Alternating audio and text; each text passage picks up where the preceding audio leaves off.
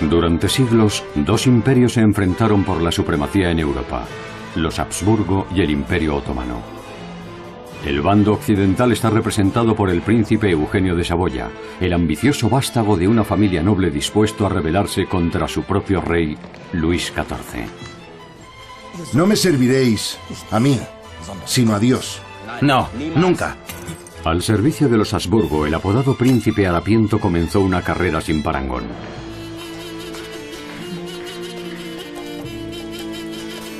Por el lado otomano, Gulnuz, favorita en el harén, madre de dos sultanes y filántropa y mecenas de las artes hasta una edad muy avanzada. Dos imperios con muchas cosas en común, pero muy alejados por religión y cultura. Y siempre listos para enfrentarse. Mustafa, debemos regresar.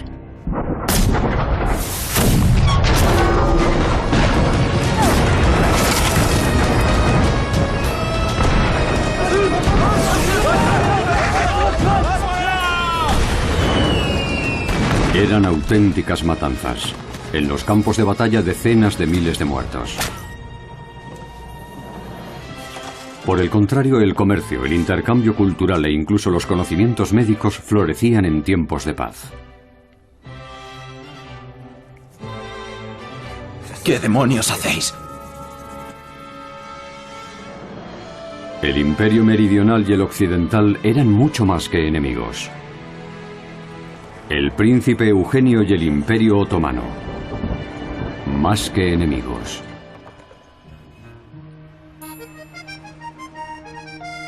París, cruce de importantes arterias comerciales, lugar de revueltas y revoluciones, centro indiscutible del absolutismo.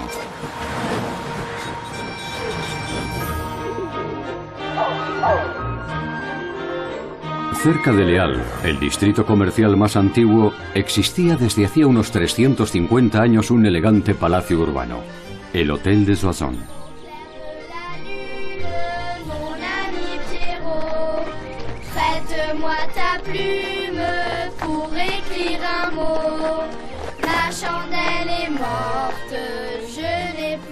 Aquí, en la segunda mitad del siglo XVII, se crió un joven príncipe, el menor de 8 hermanos, pequeño y desatendido, el príncipe Eugenio de Saboya Cariñano.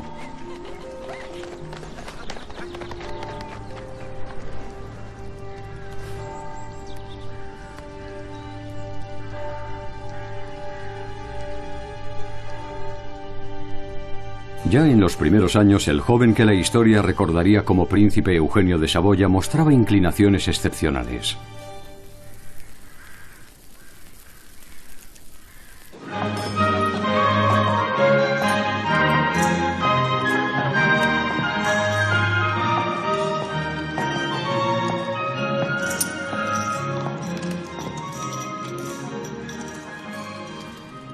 ¡Qué escándalo! Una orquesta de solo 4 hombres con vuestra presencia. ¿Qué digo? Ni siquiera son hombres. Es encantador por su parte dejar tocar al maestro y a sus amigas. Es el tiempo del Rey Sol, Luis XIV. Una de sus numerosas concubinas es Olimpia Mancini, la madre de Eugenio, que compite con otras cortesanas por el favor del rey.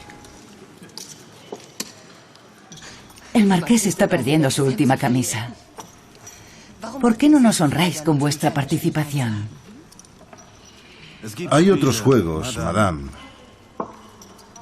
que son más de mi gusto. Su padre en la guerra, su madre ocupada con las intrigas de la corte. En ese mundo creció el joven príncipe.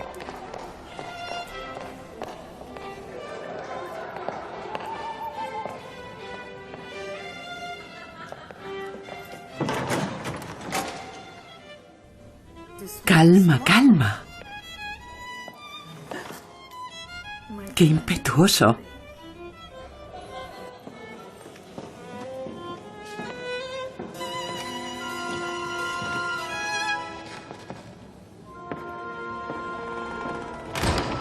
El joven príncipe se encierra en sí mismo. Casi nadie reconoce sus talentos. Desarrolló una verdadera inquietud por el conocimiento. Sin embargo, los años posteriores no tuvieron nada que ver con los primeros. Ya no manifestaría esa ansia por saber. Aunque sí es verdad que en su infancia se consolidó algo que lo acompañaría toda su vida: un gran interés por las ciencias naturales y por las matemáticas. Junto a las ciencias naturales, también la astrología gozaba de gran prestigio. Se consideraba una ciencia. Y el Soissons tenía su propio astrólogo. Pero la astrología y la adivinación no solo eran frecuentes en Occidente. En el Imperio Otomano, el sultán solía pedir a los astrólogos que consultasen con las estrellas.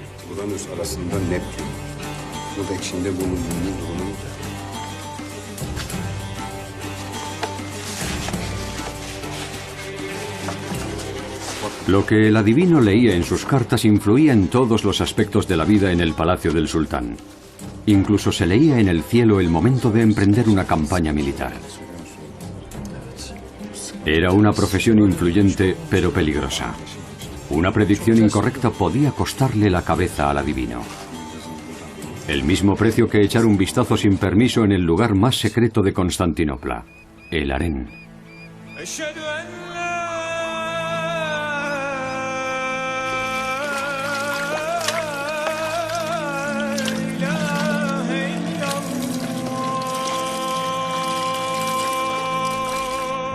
La palabra harén viene del árabe y significa prohibido o sagrado.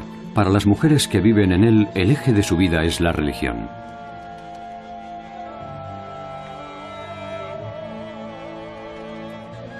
Gulnus es veneciana. Fue raptada a los 5 años tras la conquista de la isla de Creta. La antigua esclava cristiana es ahora musulmana y concubina del sultán Mehmed IV.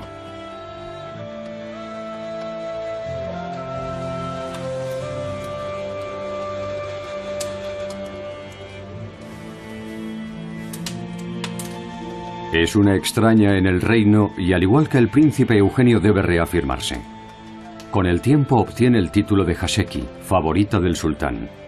La principal misión del harén es garantizar la sucesión de la dinastía otomana. El noble Pachá desea veros en una hora. Aquí vivían las favoritas del sultán. Para ascender en la jerarquía del harén era importante tener un hijo del sultán. Las mujeres que daban un vástago al emperador recibían el título de Haseki sultán. Cuando era un sesade sultán, es decir, un niño, la madre pasaba a ser valide sultán. Era el rango más alto del harén.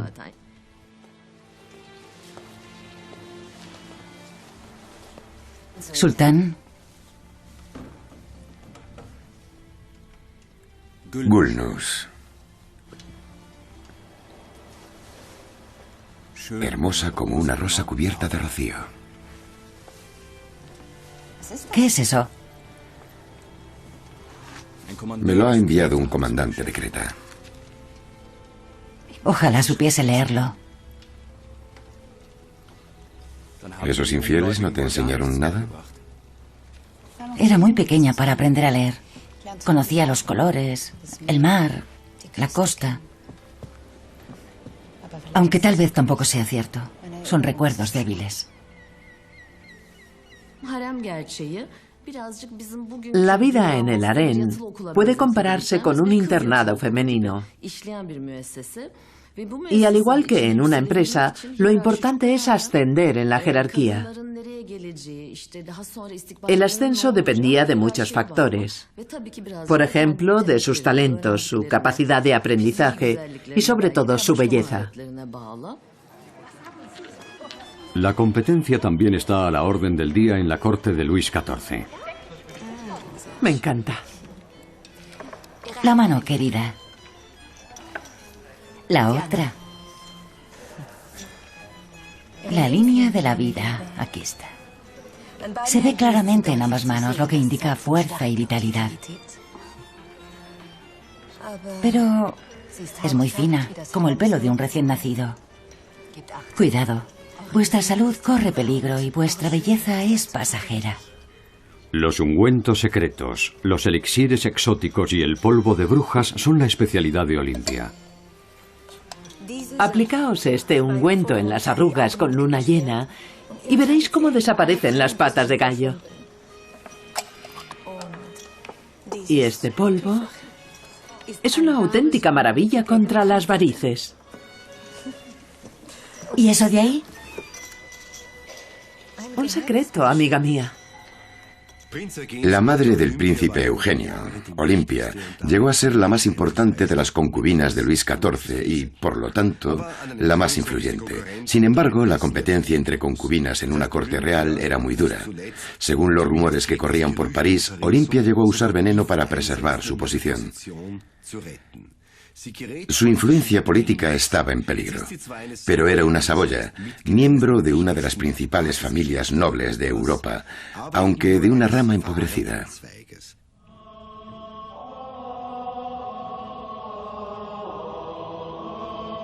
Accedat qui ordinandum est ad tonsuram, Eugen de Savoyen Carignan, adsum.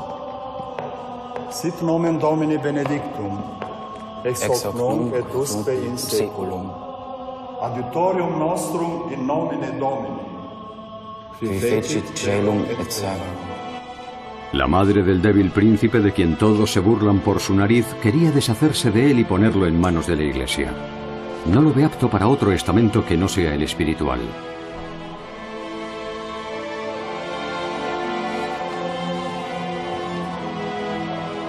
Dominus pars hereditatis meae et calicis meae. Naturalmente, la familia vive de acuerdo a su categoría, en un palacio en París. Pero a causa de las dificultades económicas en las que se encuentra, el palacio está cada vez más descuidado, ruinoso y miserable. Olimpia dedica más tiempo a las intrigas de la corte que a ocuparse de su familia. Así que los jóvenes príncipes se pasan casi todo el tiempo sin vigilancia y bastante desatendidos. 1680. Una intriga en la corte. ¡Rápido! El coche ya está en la entrada. Olimpia es sospechosa de estar implicada en asesinatos con veneno e incluso de atentar contra el rey. Llegan los esbirros del rey. ¿Pero qué estáis buscando, señora? Lo sabéis, mis polvos. Eso busco. Ah, los polvos. ¿Dónde los habéis metido? Os juro, señora, que no los he tocado. Mejor, no os recomiendo hacerlo. Da igual. Nos vamos.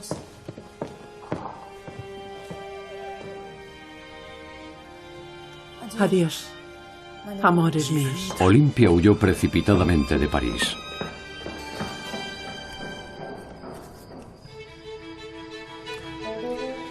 De los siguientes años de la vida del príncipe Eugenio no se sabe mucho. El marqués, que se hizo responsable de los niños, solo dijo que siempre estaba disponible para los juegos con todos los que venían a verlo.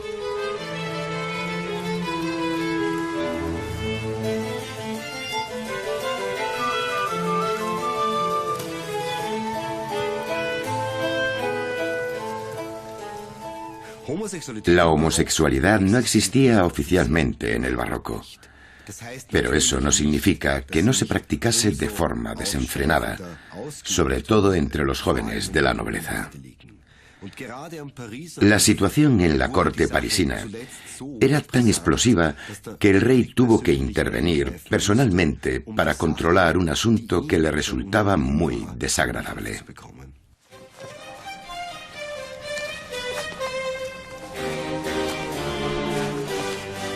En 1683 el príncipe Eugenio decidió emprender otra carrera. Pidió ayuda al rey.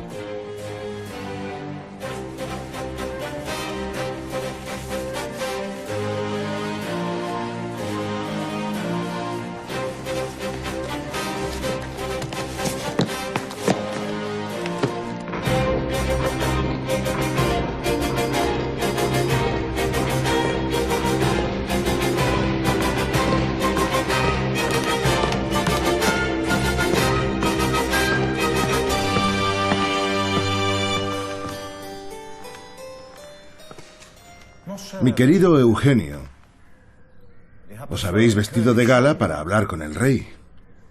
¿Qué puedo hacer por vos? Majestad, estoy preparado para ir a la guerra por mi patria y por vos, mi rey. Pero ya sabéis que los abades no van a la guerra. Como mucho, bendicen las armas. La iglesia no es para mí. Yo tengo valor, voy a luchar. No os pido un regimiento. Dadme una compañía de 40 hombres y os demostraré de lo que soy capaz.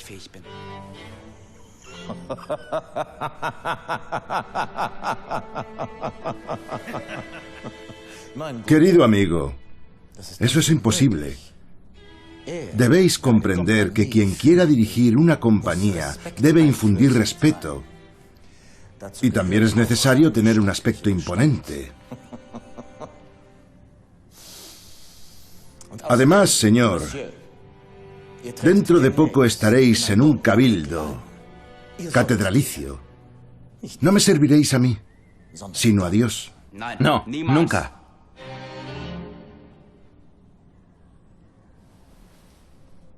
Señor.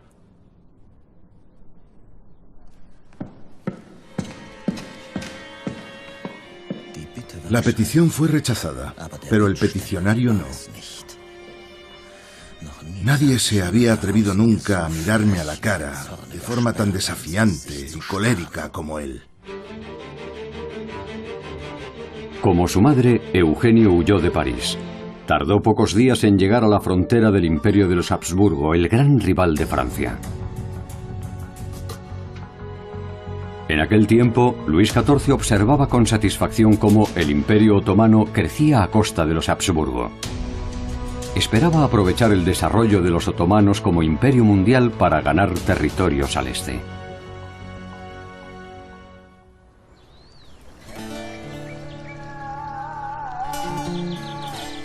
En el palacio del sultán, el Topkapi, gobernaba el padre de los hijos de Gulnus, Mehmed IV.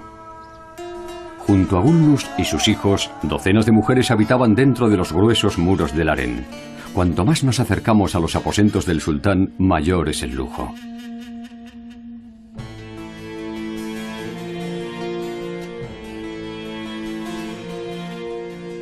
Un gran número de eunucos se encargan de la vigilancia y también de la formación y la administración del dinero de las mujeres. Cuanto mayor es la categoría de una mujer, más altos son sus ingresos.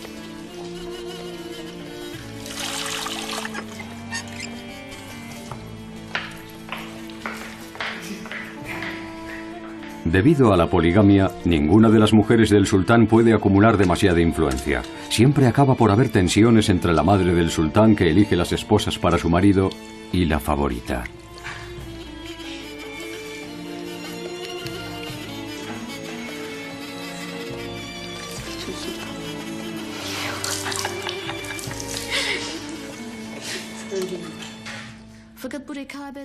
Claro que también había competencia entre las mujeres.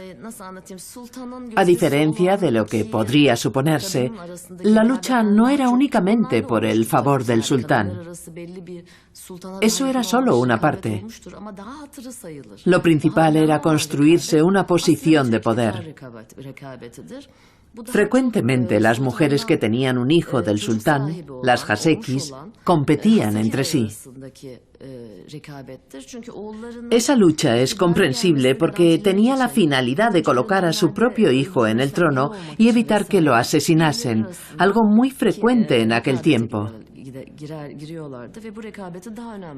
Era mucho más que la lucha de varias mujeres por un único hombre. Al igual que en las cortes europeas, había intrigas y juegos de poder, chismorreos e historias también de países lejanos. Así es. Os digo que la torre de San Esteban en Viena es tan alta que desde arriba se ve Bohemia, se ve Hungría e incluso los Alpes. La campana es tan pesada que la mueven entre 40 infieles. ¿Y cómo hablan los infieles? Oh, es un auténtico galimatías. Esto de aquí, por ejemplo, se llama allí, en Viena, Leichter. Y los números. Bir, Eins, Iki, Zwa, Uch, Trai. Eins, zwei, drei. Saben contar, pero en religión están atrasadísimos. No es como aquí, solo permiten una religión e incluso persiguen sin compasión a otros cristianos cuando son de otra fe que no es la católica. ¿Qué aspecto tiene el llamado Kaiser? Es tan feo que casi se podría pensar que Alá no quiso hacer un hombre, sino otra cosa. Tiene cabeza de botella, estrecha arriba igual que una pera y la frente plana como una tabla. Y lo peor de todo son los labios. Son abultados como los de un camello y en la boca le cabría una hogaza de pan entera. Al hablar, escupe y también babea con sus labios, como un camello. Pero ninguna ciudad despierta la codicia de los otomanos como la residencia del emperador al que ridiculizan. Viena, la manzana de oro. Viena es la puerta de Europa cuya parte suroriental ya consideran suya. La torre de la Catedral de San Esteban sería un buen minarete.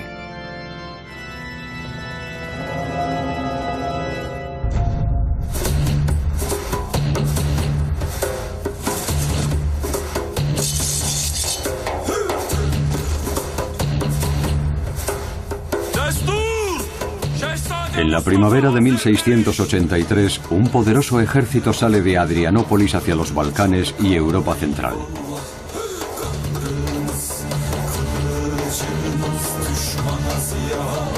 En series de televisión turcas como El Siglo Magnífico, retransmitida en 45 países, se presenta el aspecto imperial del reino de los otomanos.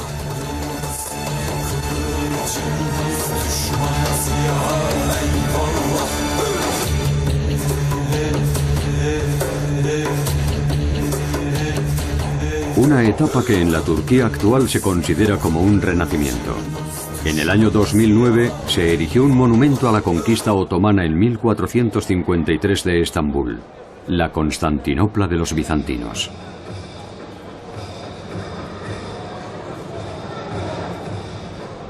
Turquía es de nuevo una importante bisagra política en el Oriente Próximo. La costosa escenificación de sus conquistas resalta la confianza de Turquía en sí misma.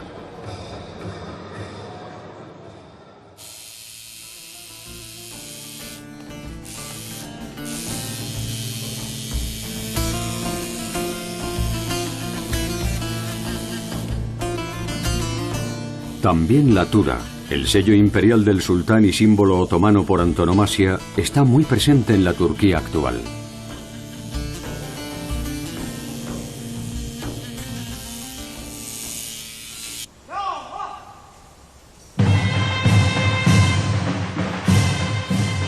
Desde mediados del siglo XVII, la música militar tradicional otomana se conoce como mehter.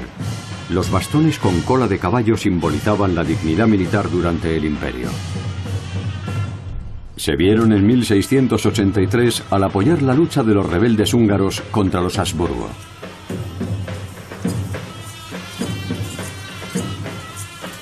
Poco a poco, las primeras unidades del ejército se ponen en marcha.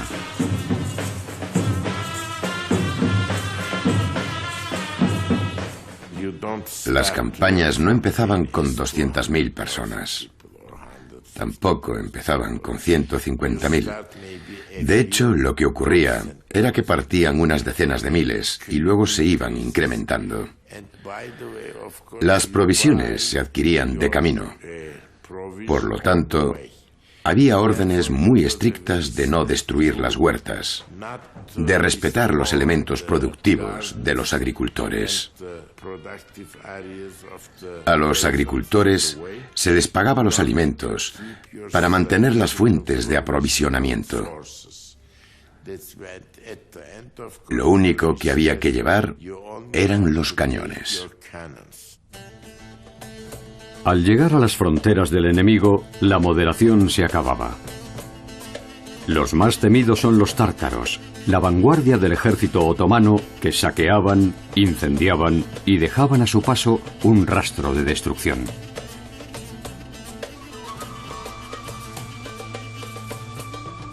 Y también los deliler, que se traduce como los locos. Se dice que entraban en combate bajo los efectos del opio.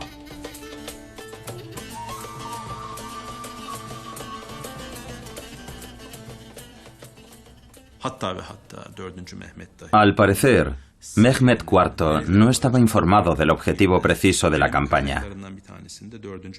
Una fuente contemporánea menciona que llegó a decir: sabíamos que la campaña se dirigía a la región de Hungría y Komárom, en la confluencia del Danubio y el Vág. Si hubiera sabido que Kara Mustafa tenía Viena como objetivo, nunca habría dado mi autorización. Esto nos permite deducir que Kara Mustafa fraguó sus planes con su círculo más íntimo y que no los dejó madurar lo suficiente. Los soldados de Kara Mustafa atraviesan Haimburg en dirección a Viena a principios de julio de 1683.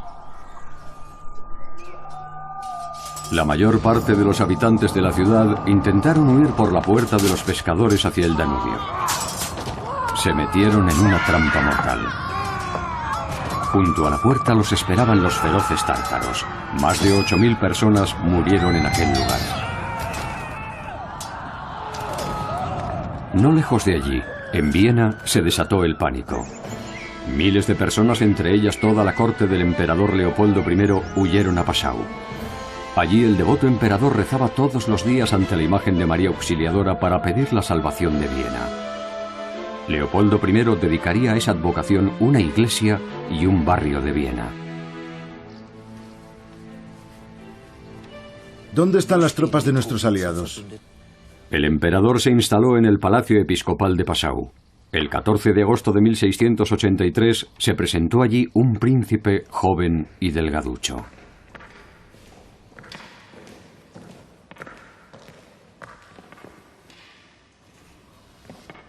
Majestad, el príncipe Eugenio de Saboya.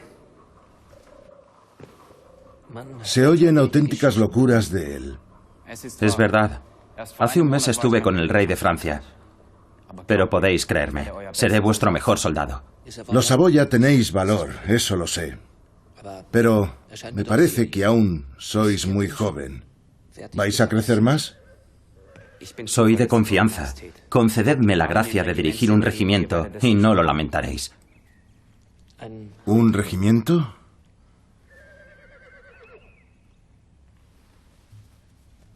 Los regimientos los dirigen fieles soldados, pero sed bienvenido como voluntario. Presentaos ante el generalísimo. El conde de Lorena está formando el ejército que, con la ayuda de Dios, liberará Viena. Desde el 14 de julio de 1683, un ejército de 200.000 hombres sitia Viena. En un imponente campamento de unas 25.000 tiendas, Kara Mustafa tenía unos 100.000 soldados curtidos en combate. Entonces dio la orden de disparar. La catedral de San Esteban sufrió daños por los cañonazos de los otomanos. Las catacumbas de San Esteban. Entre las miles de osamentas que se encuentran aquí podemos hallar numerosas víctimas del ataque turco. Los cementerios no se podían utilizar pues estaban más allá de las puertas de la ciudad.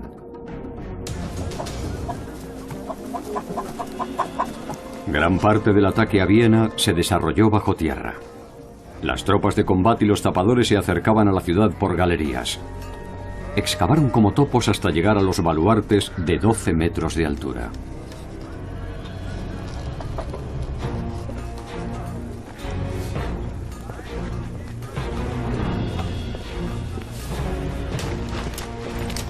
Los genízaros eran la fuerza de élite más temida de los otomanos. Desde la Baja Edad Media se reclutaban niños de las regiones conquistadas y se educaban como musulmanes estrictos.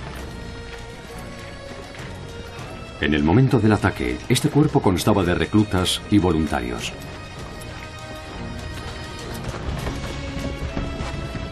En cuanto los zapadores lograban abrir una brecha en las murallas, los jenízaros eran los primeros en entrar en la ciudad imperial por orden de Kara Mustafa.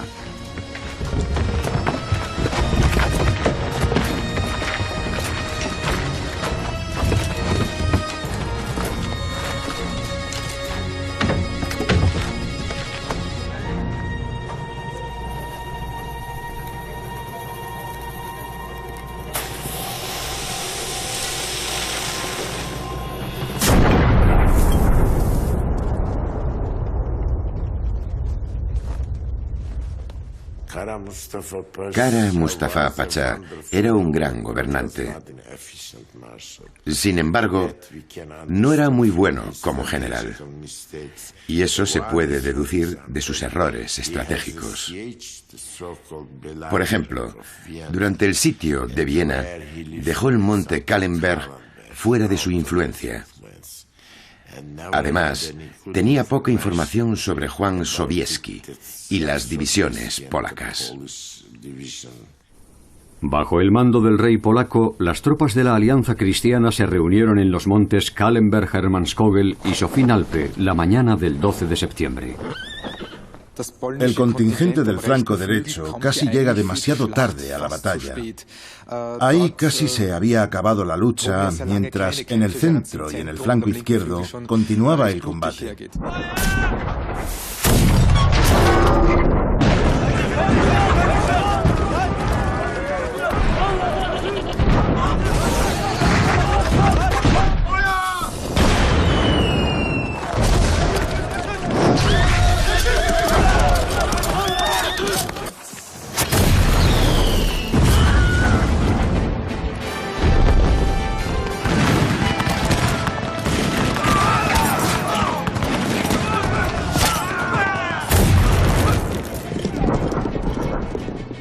Sabemos que el príncipe Eugenio participó en la batalla para rescatar Viena en 1693.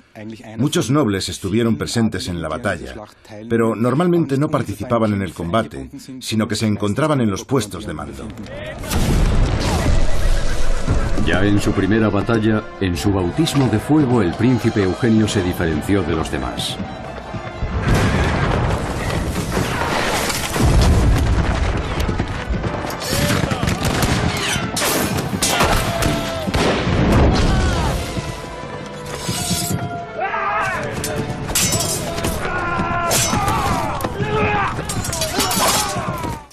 El hecho de que se le concediese un regimiento después del combate demuestra que llamó la atención. Debió de impresionar al alto mando y a las principales personalidades militares. De lo contrario, no le habrían dado un regimiento. Hacia el final de la tarde, la Alianza Cristiana se alzó con la victoria y liberó Viena. Más de 10.000 muertos quedaron sobre el campo de batalla.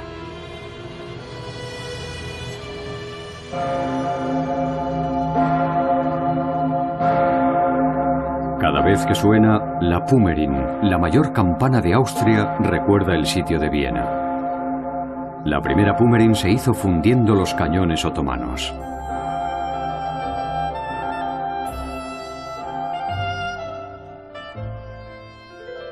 Según la leyenda, al limpiar el campo de batalla, los vieneses quemaron los sacos de café que los turcos daban a los camellos. El agradable aroma les hizo descubrir su gran pasión por el café.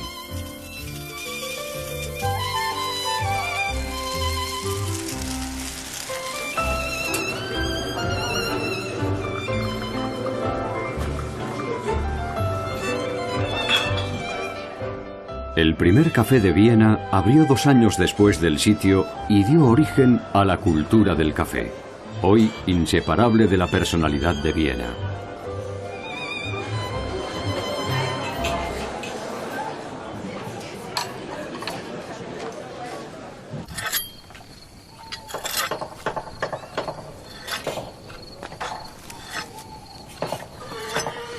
Por los servicios prestados durante la batalla por Viena, el príncipe Eugenio recibió su regimiento.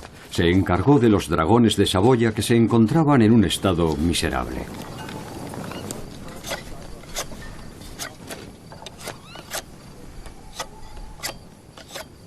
Pero el príncipe Eugenio estaba decidido a transformar aquella cuadrilla venida a menos en un cuerpo apto para el combate. Hombres, sois dragones. Es importante saber contra quién lucháis, pero es más importante saber por quién lo hacéis. No lucháis solo por el emperador, lucháis por vosotros, por vuestro honor. No lo olvidéis.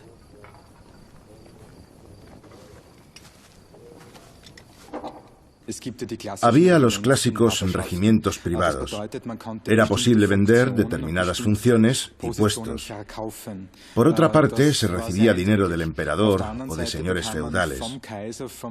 Todo eso daba origen a empresarios de la guerra. Además, tenían la responsabilidad de mantener a los soldados correctamente armados y uniformados. También era importante saber economizar. Al final, tenían que salir las cuentas. El peto de la armadura del príncipe Eugenio, que se puede ver en el Museo de Historia Militar de Viena, es de una época en la que su posición era buena. Nos indica que su propietario era de talla mediana grande para la época. Eugenio no era tan bajo como algunos informes nos hacen creer. ¿A qué se deben las abolladuras de la armadura? En Moln, en la Alta Austria, se siguen fabricando petos de armadura en el fuego. 80 de estas obras maestras de la artesanía están destinadas a la Guardia Suiza del Vaticano.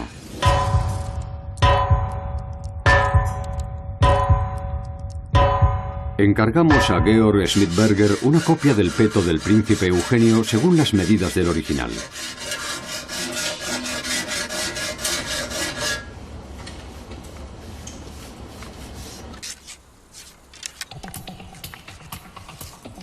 ¿Soportaría la armadura el impacto de una bala de mosquete? Especialistas del Museo Universal Joanneum y del Ejército Federal Austríaco hacen la prueba.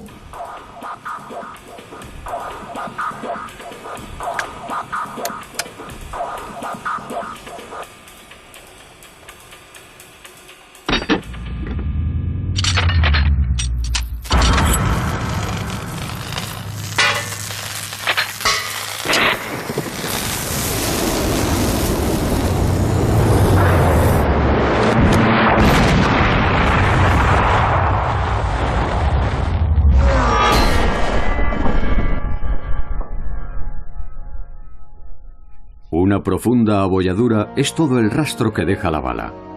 Quien la llevase sufriría contusiones y costillas rotas. Pero, ¿3 disparos? Alguna de las abolladuras podría deberse a algún golpe en combate. El príncipe Eugenio tiene 25 años y ya ha entrado en combate varias veces cuando sufre la peor de sus 9 heridas frente a Belgrado.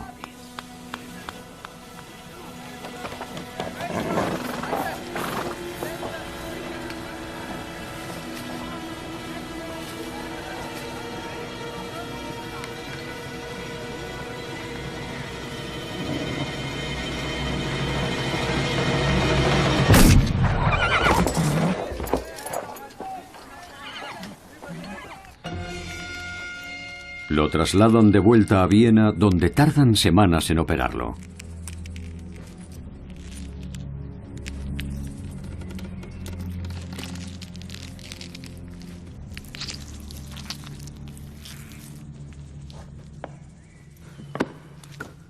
¿La tenéis?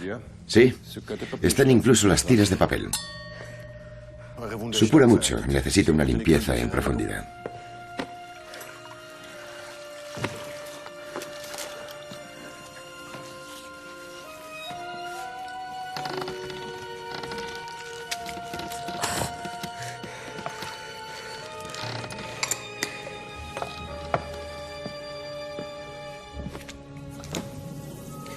¿Qué demonios hacéis? Es la mejor forma que existe de cerrar las heridas. Las he dejado pasar mucha hambre para que muerdan bien las 2 partes de la piel. En aquel tiempo no siempre se cosían las heridas, sino que se usaban hormigas. Este método, comparable con las grapas utilizadas en la actualidad, es la prueba de un intercambio cultural. Fue descubierto por los médicos otomanos.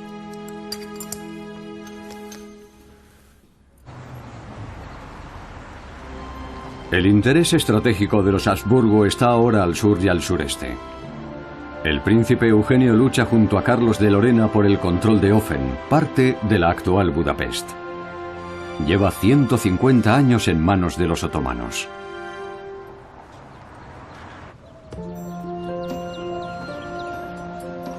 Otro elemento de la cultura otomana que los Habsburgo no conocían es la cultura de los baños, los hamán.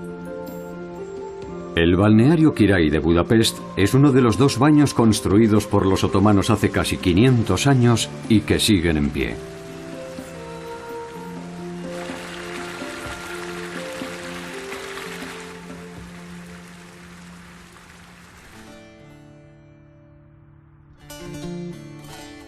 Regresemos al Imperio Otomano, donde esa cultura tiene sus orígenes. En el palacio del sultán, Gulnus reflexiona sobre sus raíces. Horvat.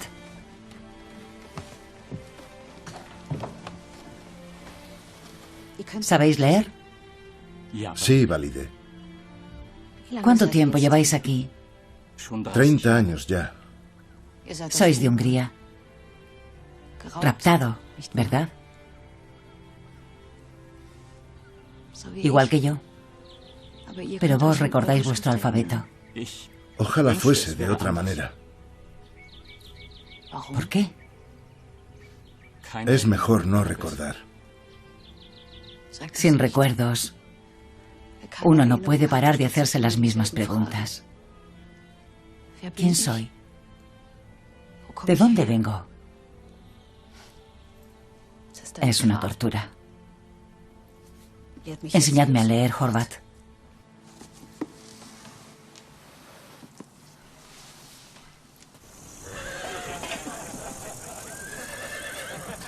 El príncipe Eugenio ha infligido graves derrotas al Imperio Otomano en diferentes campañas, y eso tiene consecuencias políticas. Alteza, una carta de Víctor Manuel, conde de Saboya. Léedmela.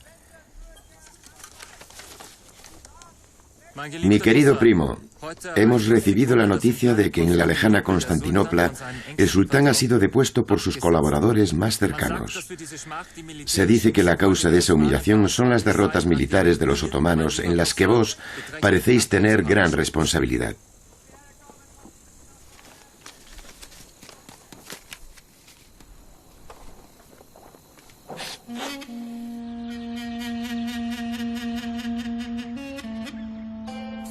El sultán Mehmed IV fue depuesto y encarcelado en una jaula de oro, la llamada Kafes.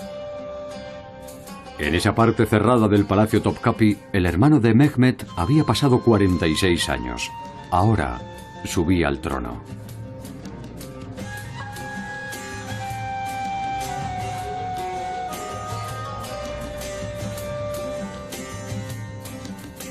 Antes de la introducción de la jaula de oro, la práctica era mucho más cruel. El asesinato de los hermanos. Durante 200 años, cuando un nuevo sultán subía al trono, sus hermanos de cualquier edad eran ejecutados.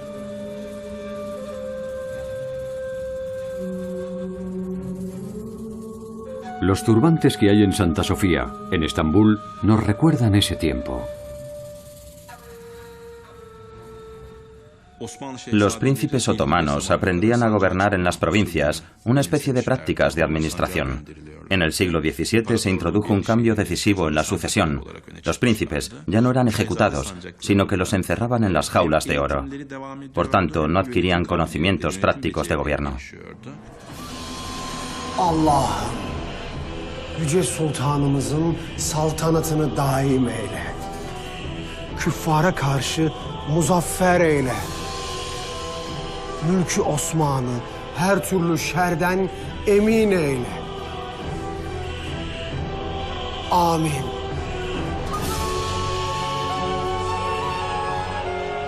Uno de esos príncipes, Mustafa, el hijo de Gulnus, subió al trono en febrero de 1695. Tras la muerte de su tío y de su primo, recibió la dignidad de sultán. Gulnus, como valide sultán, pasó a ser la mujer más poderosa del Imperio Otomano.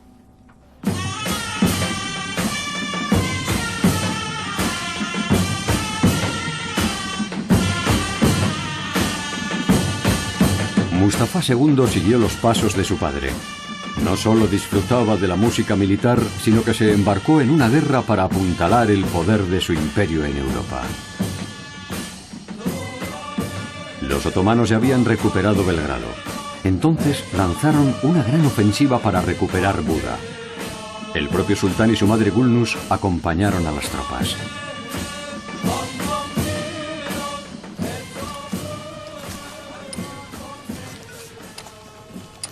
Entre sus enemigos, las tropas imperiales del príncipe Eugenio se negaban a dejar a los otomanos las fortalezas del Danubio.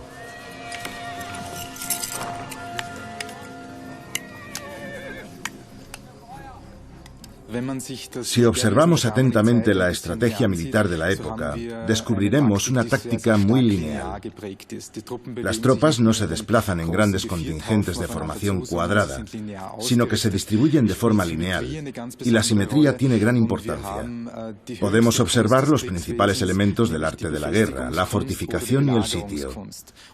Creo que al príncipe Eugenio le fueron muy útiles sus conocimientos matemáticos, arquitectónicos y científicos.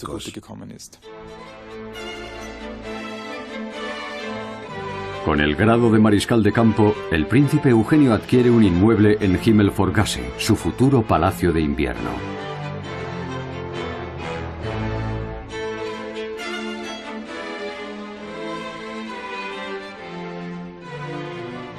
Ahora, el príncipe Eugenio forma parte del círculo del generalato imperial y se esfuerza por demostrar su nuevo estatus.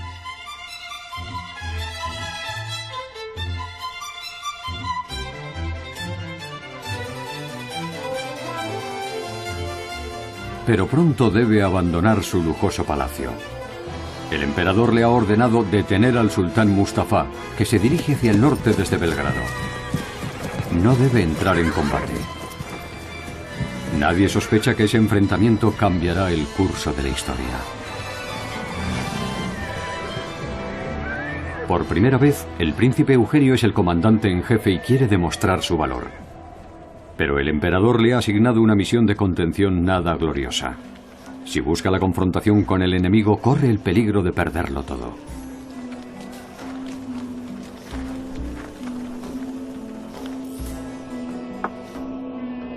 Por el lado otomano, el sultán Mustafa consulta con sus consejeros. ¿Qué dicen las estrellas? Sultán, Saturno y Júpiter están en conjunción. Esta noche se les unirá Marte. Creemos que es una señal de peligro. Conocemos esa conjunción. Sabemos que trae consigo terribles matanzas, que quema todo lo bueno como el sol quema a los sembrados. Mustafa, debemos regresar.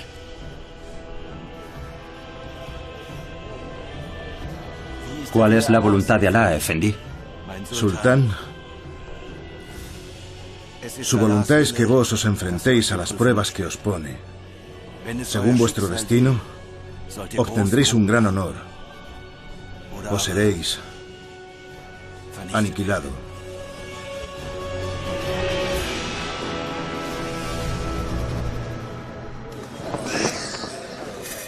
Es el 11 de septiembre de 1697.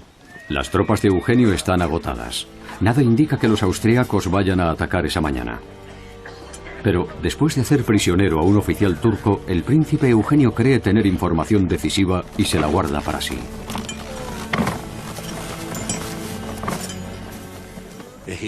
No convoca al Estado Mayor. Tiene una razón para ello.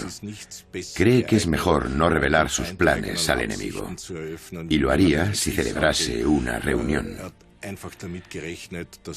Es consciente de que todo lo que se discute en una reunión con el mayor de los secretos llega a oídos del enemigo en pocos días. Un explorador enviado al amanecer trae la noticia esperada. Los otomanos se disponen a cruzar el río cerca de Centa. La caballería y la artillería ya han cruzado, y el resto del ejército es vulnerable.